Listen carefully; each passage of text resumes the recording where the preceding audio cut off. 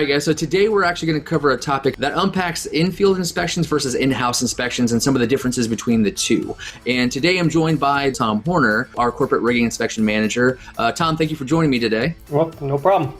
So today we're going to talk about two different types of inspections, and really, to me, this is an important topic because obviously there's a lot of people that we have that come and perform this inspection work, but then also back at our shop, we have people that actually perform like repairs and stuff. So first, can you kind of unpack the differences between the two inspections and why we do have two inspections? You know, why isn't the first one enough? Why do we need a second one? And then how are those two different inspections, different in the way that they're made up?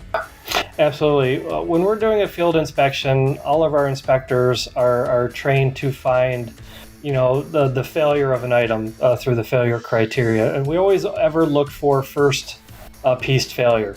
So if we come up to an alloy chain sling and we notice immediately it doesn't have an identification tag, boom, we're basically done. Same thing with the wire rope sling, synthetic sling. You could even come up to a sling and see a major cut. That type of failure is what we look for in a field inspection. Versus an in-house inspection, what that is let's say somebody sent in that chain sling from the field. Our in-house inspector will go over that entire chain, link by link, end fitting to end fitting, to make sure every inch of that chain sling is in good shape, or he'll mark down what needs to be replaced on that chain sling. Also in our shop, we have better lighting. We have access to a crane to lift the chain up and down, an inspection table. We also have a tumbler that we can at times use to clean some chains. We might do the same with some other devices, but just a much more thorough inspection in-house. Now, is there a difference in like the quoting process between when our inspector's out in the field actually performing the inspection versus when we get it back to the shop and notice that there might be something that was worse than our initial inspector pulled it out for? Absolutely. In the field, our inspector might look it over and find a bent link, and that doesn't mean that singular link just needs to be replaced. Our in-house inspector actually has to lay that chain out, look across multiple legs by chance, and determine, okay, is it just that one link? Will a body link work, or do they have to replace all four legs or half of each leg across all four legs to make sure everything match back up? And that's the difference between a field inspector and an in-house inspector. Is our in-house inspectors are really in tune with the fabrication of every item. Our inspector in-house in Cleveland, he knows how to build all the chain slings. He understands how all the componentry fits and works together, and he can put together those pieces of the puzzle.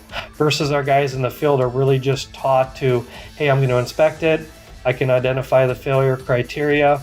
I can ask you to send it in, and then we can continue that process to determine if we actually can repair that item. And so, like, can the in-field inspector make that call of what can be repaired or what should be replaced? Or are they solely just to, hey, if this is looking like it's going to get failed out for whatever reason, they're going to just pull it and move on to the next thing?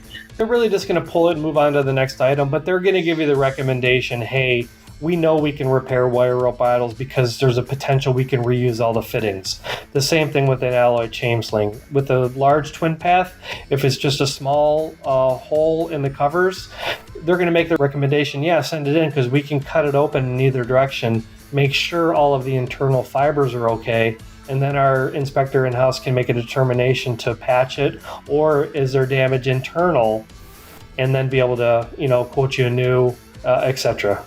So how much communication is between like the in-house inspector at the shop and the customer back at home? If the initial inspector said this, but then the in-house inspector finds something more, is there still a little bit of communication with, hey, this is what we found, this is what should be replaced, do you want us to do that? Or does that change kind of happen automatically and then the customer is just notified after the change has been made?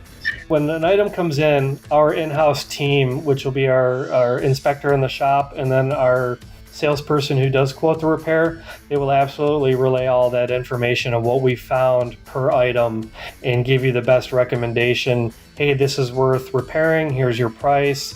This is not worth repairing because there's so much damage, and here's the damage. Here's our quote for a replacement, and walk you through all the different options, because there really are a lot of different options depending on how fast they need it back, etc. And so how much of a factor is time when it comes to our in-field inspectors doing their work? Because my initial thought, I was like, well, why not let's just have the in-field inspectors just perform like an in-house inspection where they just go, hand over every single piece of every single sling.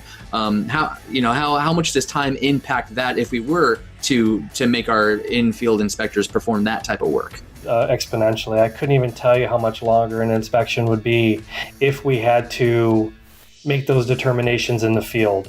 We really want to just be as expedient as possible while on site at a customer's facility. We want to, because we could go to a location that has literally 1,000 pieces of rigging.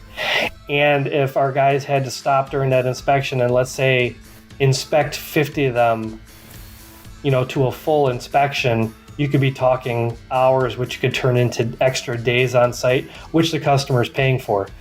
We don't need to go in that direction. We just need to get to first point, and then they can make the determination there to get it in-house. When it does come out in-house, that's just the cost of doing business of the repair. Well, yeah, that all makes sense to me. Is there anything else that you haven't touched on that you'd like to touch on specific to in-house versus, in-field inspections? Just to clarify, our in-field inspectors are trained and certified through ITI. This is all that they do every day, and we do want them to get into your facility and be as thorough and as expedient as possible. And you do want your items to come in-house after an inspection to the professional on the inside, who again has an even deeper level of expertise when it comes to the actual manufacturing and assembly of all of these different types of lifting devices. All right, well, Tom, thank you very much for joining us today. I really appreciate your time. If people are kind of struggling with what to do with some of their lifting slings, or maybe they're kind of concerned, can they contact you, or what should they do to get more help from you or from our company? Absolutely. They can contact me at any time. They could contact anyone in my inspections business unit, our outside salespeople, or even our inside salespeople. Everyone should be able to get them pointed in the right direction. Well, thank you very much. I really appreciate your time, and then I hope that you and your friends, family, and coworkers all stay safe, man. Same to you. Much appreciated.